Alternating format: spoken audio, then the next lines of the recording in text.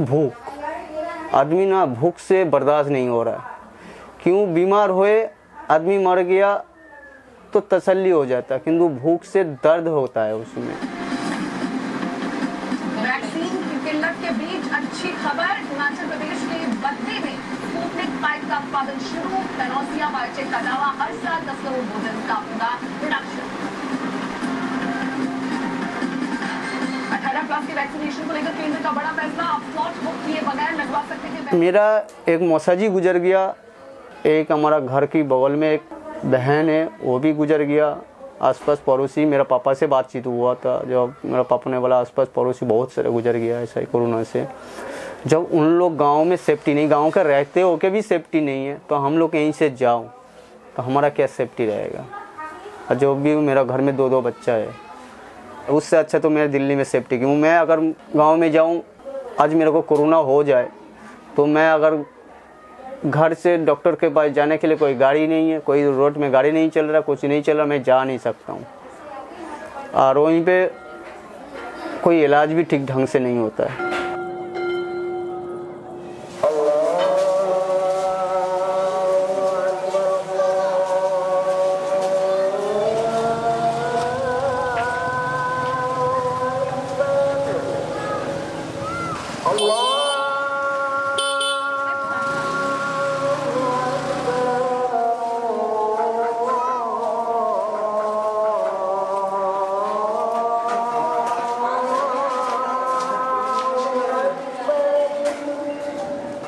Actually मैं जब से लॉकडाउन हुआ, हमारा उसी दिन से काम छूट गया। और काम छूटा नहीं है, जितना दिन का काम भी किया हूँ उतना दिन का पैसा भी अभी तक आया नहीं है।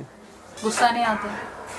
मैम अगर गुस्सा करके क्या फ़ायदा मिलेगा, गुस्सा करके क्या फ़ायदा मिलेगा। अगर गुस्सा आया तो बड़ा आदमी के साथ हम लोग क्या कर सकता हूँ।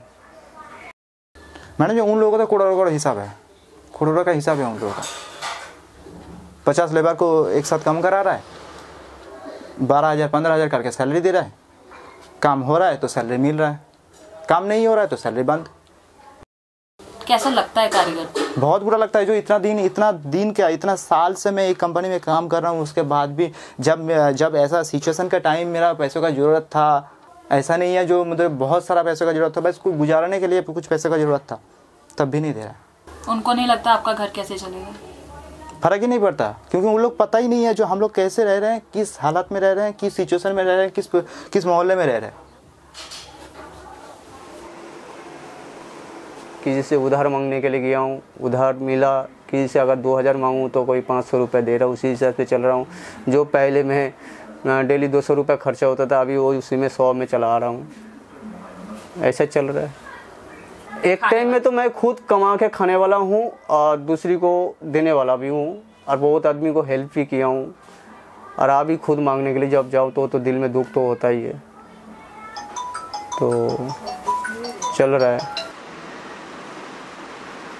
पिछले साल मैम 4 महीने जो लॉकडाउन लगा था, 4 महीने का मतलब उससे पहले जो पैसा इकट्ठा हुआ था वो थोड़ा करके उस साल चलाया।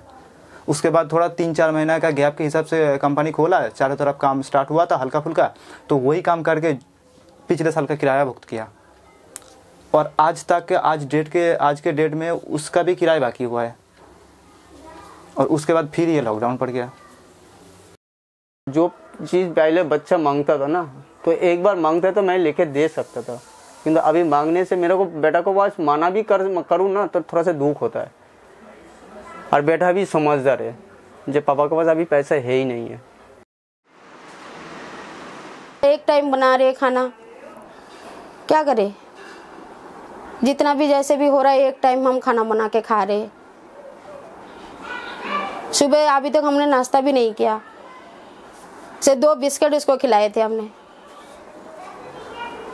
और कुछ नहीं है कि दूध भी वो लाने में परेशानी है, क्योंकि 1 महीना तो पूरा बैठ गए। हम कहाँ से दें, कहाँ से खाएं। और घर की किराया, खाओ ना खाओ पहले तो किराया ही भरना पड़ता है। किराया दो तो रहो, ना दो तो ना रहो।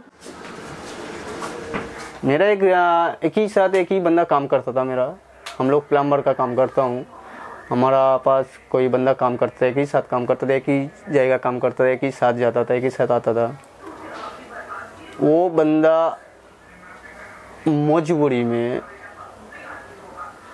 फैमिली की वजह से, मतलब फैमिली के खाना नहीं खिला पा रहा है, वो बेचारी टेंशन में, मतलब दिमाग खो गया था उसका। लास्ट में क्या किया, सुसाइड किया और कुछ नहीं।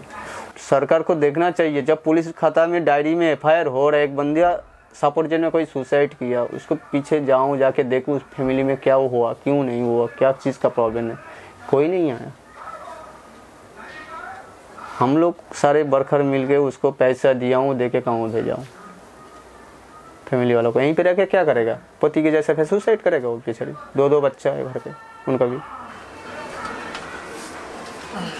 मदद करने वाला कोई है ही नहीं। आपको तो मैंने बोली, जो यहाँ कोई मर भी जाए ना, यहाँ शमशान घाट में भी जलाने नहीं देंगे।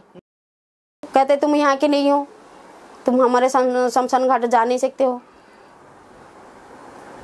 यहीं पे तो कोई हमारा सेफ्टी नहीं है। क्यों, हमारा अगर 3 रूम है तो 3 रूम में एक बाथरूम टॉयलेट है।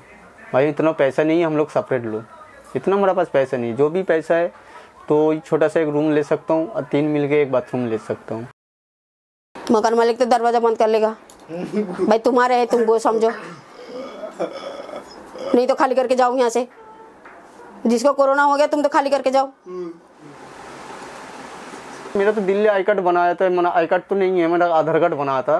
वो भी बहुत कोशिश करने के बाद बनाया था। वो भी कुछ हमारा पहले जो हमारा कुछ जान पहचान बंदा था, उनसे बातचीत करके उनको लेटर लिख के, जो ऑफिसर का लेटर लिख के मैंने आधार कार्ड बनवाया था। आधार कार्ड का मार्फत से मैं राशन कार्ड बनाने के लिए 2 बार अप्लाई किया था, दोनों बार रिजेक्ट हो चुका है। तो इसीलिए मैंने तीसरी बार ट्राई नहीं किया।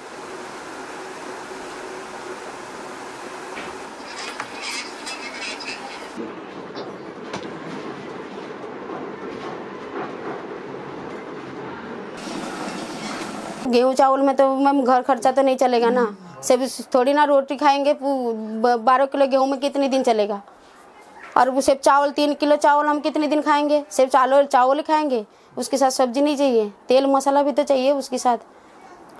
सिर्फ चावल और गेहूँ, इससे अलावा और कुछ नहीं मिलता। सरकार कुछ तो करे, जैसे लॉकडाउन है, अभी कुछ नहीं मिल रहा, खाने पीने जैसे काम नहीं है, तो कुछ तो इंतजाम करे। बिना खाए पिए मर जाए तो इंसान क्या करे।